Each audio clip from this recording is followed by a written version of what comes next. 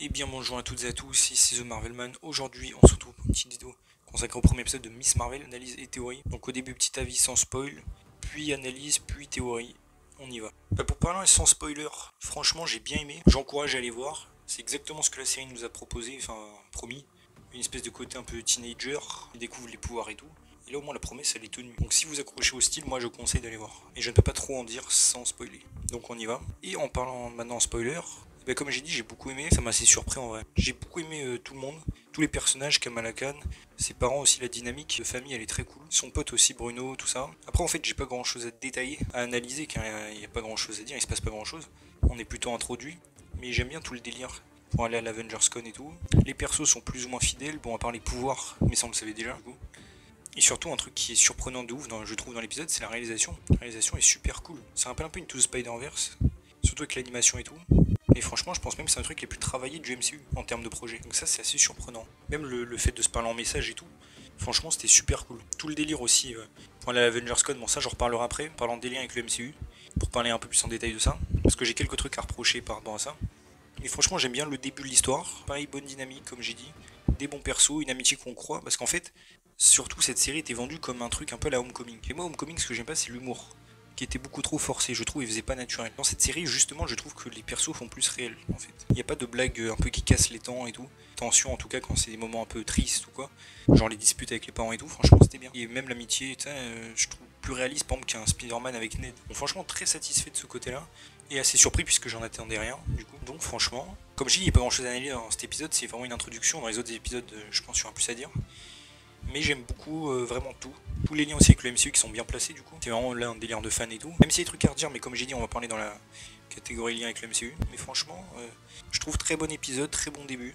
Et comme j'ai dit, réalisation très très cool. Donc j'ai quand même hâte de voir la suite. Évidemment, on reparlera en théorie après. Mais donc là, parlons un peu des liens avec le MCU. Alors déjà, niveau timeline, dans la série, il y a des indices pour que ça se passe en 2025.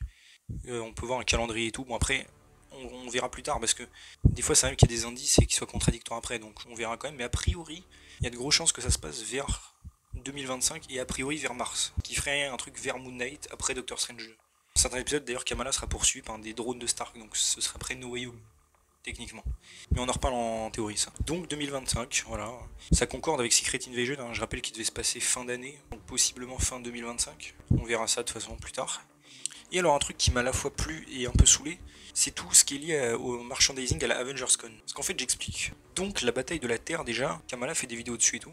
Et elles ont été, donc on apprend comment les gens savent autant de détails. En fait c'est Scott Lang qui a fait apparemment des podcasts pour raconter ça. Alors pareil, l'idée est assez cool. Ça tente d'apporter une explication. C'est vraiment cool. Et tout ce que je vais dire là n'est pas un reproche que je fais à la série en soi. C'est un reproche que je fais au MCU en général. C'est que donc Scott Lang a fait ça, mais Scott Lang n'a pas vu toute la bataille, il a été absent de tout le début, et il y a certains persos qu'il n'a pas pu voir ou qu'il n'a pas vu pendant l'action, genre par exemple Gamora, j'en reparlerai après. Donc certes c'est assez cool, mais en même temps c'est un peu quand même tiré par les cheveux de se dire que Scott Lang a tout raconté. Tous les détails sont assez faux, comme Captain Marvel qui met KO Thanos. Alors oui on peut se dire ça c'est Kamala qui invente, mais bon, quand même. Et donc justement en lien avec l'Avengers Con, pareil l'événement au camp où Captain America s'est entraîné et tout à l'armée, c'est très cool ça, on le savait déjà avec des rumeurs à l'époque. Tout le concept est super bien. Et surtout avec Kamala et tout, la personnalité, c'est très cool. Le concours de cosplay et tout. Mais du coup, parmi cette Avengers Con, il y a plein de trucs pour les Avengers, mais aussi pour des personnages comme par exemple Drax, par exemple Groot, du merchandising et tout, un mec déguisé, même Gamora qui est cosplayé. Sauf que tous ces gardiens-là, même Howard the Duck au passage, et il y a un livre aussi sur la vie de Star-Lord. Sauf que je rappelle que ces personnages-là, les seuls Avengers gardiens de la galaxie, c'est Nebula et Rocket. Les autres sont restés là 10 minutes sur Terre pour faire la bataille finale. Donc comment les gens pourraient en savoir autant, même si Ant-Man a fait des podcasts? Comment les gens pourraient avoir une idée précise d'à quoi ils ressemblent? Enfin, vous voyez ce que je veux dire? C'est un peu... Je trouve vraiment ça tiré par les cheveux du coup. En fait, ils prennent, je trouve, l'audience dans le MCU, le public du MCU, comme si c'était nous, dans le sens, nous on a vu les films. Mais non, le spectateur du MCU n'a rien vu. Donc c'est pas logique. Enfin, pour moi en tout cas. Après, on peut remarquer pour que Spider-Man est absent, ce qui peut être en lien avec son effacement d'identité, mais aussi le fait que son nom est sali par Mysterio. C'est assez intéressant, mais par contre, il y a Wanda, alors qu'elle est censée être ennemie, mais bon, après, c'est pas grave. Doctor Strange aussi, même si c'est techniquement pas vraiment un Avenger, mais bon, voilà. Il y a un autre truc aussi, personnellement, qui me saoule un peu. C'est un moment sur du merchandising, on peut voir une figurine de Ant-Man, sauf que c'est une figurine Marvel, avec le logo aussi de Ant-Man 2, Ant-Man and the Wasp.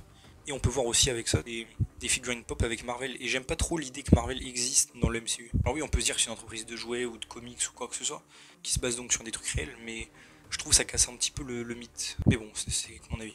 Aussi un autre lien assez cool, c'est par rapport un petit peu à Agent of Shield, alors c'est des liens indirects.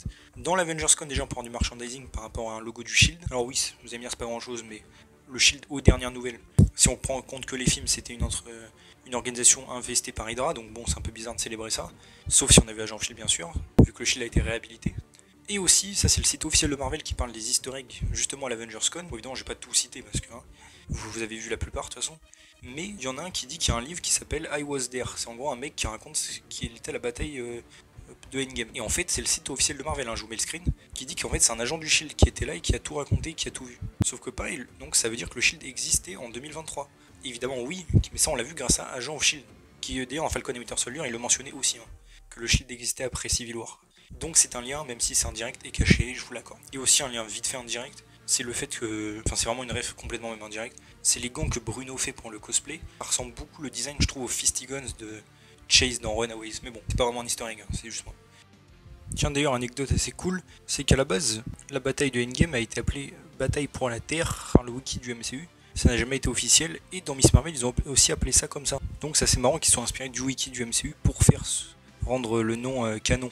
Mais donc ça c'était un petit peu mon point négatif, les liens un peu, je trouve, trop poussés, surtout avec les Gardiens de la Galaxie qui ne sont pas connus du tout, à moins que le Holiday Special se soit passé avant ça, qu'on verra plus tard, vu qu'ils vont être sur Terre et que là ils sont devenus connus, mais sinon c'est pas logique. Et après au niveau théorie, et bien encore une fois, vu que c'est pas passé grand chose à part la découverte des pouvoirs de Kamala, techniquement, et bien on peut que théoriser sur ça, et comme je l'ai dit, il y avait aussi des leaks assez fiables qui disaient qu'en fait finalement elle serait bien inhumaine. Je vous en renvoie à ma vidéo, hein, que vous avez pas eu.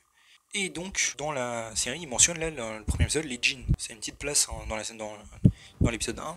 Et je rappelle, bon, même si dans la culture musulmane et tout, là, dans la série, on sait que Kamala va croire qu'elle est descendante de djinns. Et les méchants aussi. Et en fait, les djinns, ce serait plutôt un nom qui se serait donné, mais en fait, c'est des inhumains. Donc, ça me semble toujours aller dans cette idée-là.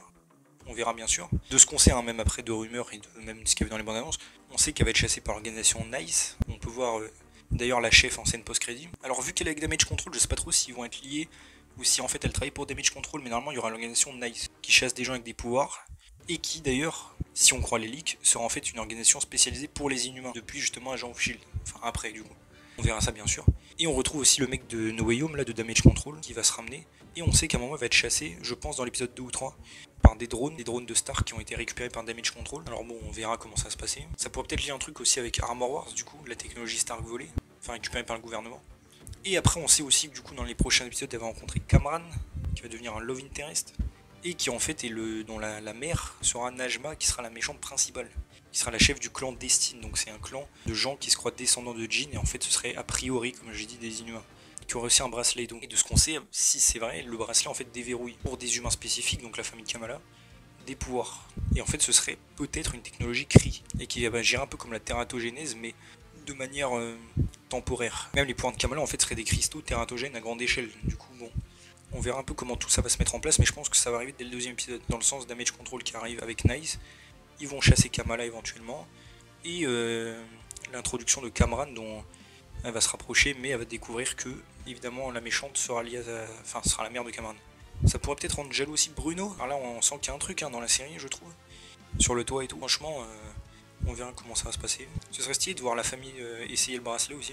L'autre épisode, mais bon, je pense pas que ça arrivera. Ils font mention aussi de la grand-mère hein, de Kamala. Je sais que normalement, elle a une ancêtre qui devrait être castée dans la série pour, je pense, un flashback. Voir un peu peut-être l'origine du bracelet. Je pense qu'il est tombé du ciel. Hein. Il y avait des rumeurs qu'il arrive comme une étoile filante. Il y a un truc comme ça en comics. Enfin, un vœu devant une étoile filante de la grand-mère, là, enfin l'ancêtre de Kamala. Du coup, ça pourrait faire un lien et que ce soit un truc Kree qui tombe. Ça pourrait être assez intéressant. Et peut-être que dans la série, il se considère descendant de Jean, car il considère les Kree comme des Jean, avec à l'époque et tous les anciens temps. Car dans Agent of Shield, d'autres humains considèrent les Kree comme des anges bleus. Du coup, peut-être que dans leur culture et tout, ils ont vu les Kree, ils ont cru que c'était des Jean. Et qui se croient donc descendants de Jean, vu que les Inhumains ont de l'ADN Kree. Mais bon, on verra évidemment si tout ça s'avère exact, ça se trouve, elle sera même pas inhumaine. Hein. Si je pense que ce serait un bon twist, que ça ferait plaisir à tous les fans du coup. Même si je pense, comme j'avais déjà dit dans une autre vidéo, qu'elle gardera ses pouvoirs violets. Hein. Elle va pas avoir les pouvoirs élastiques, je pense. Parce que c'était aussi pour la booster au niveau pouvoir, pour Captain Marvel et tout. Donc bon, en tout cas, du coup, finalement, hâte de voir la suite. Vu que le premier épisode m'a assez plu. Comme j'ai dit, assez surpris. Mais voilà, malheureusement, voilà, pas trop de quoi faire d'analyse et de grosses théories pour l'instant. Mais ça va s'améliorer avec la suite, je pense. Et voilà, j'espère donc que la vidéo vous a plu. N'hésitez pas à me dire vous ce que vous avez pensé du coup de ce premier épisode. Est-ce que vous avez aimé, pas aimé, surpris ou pas.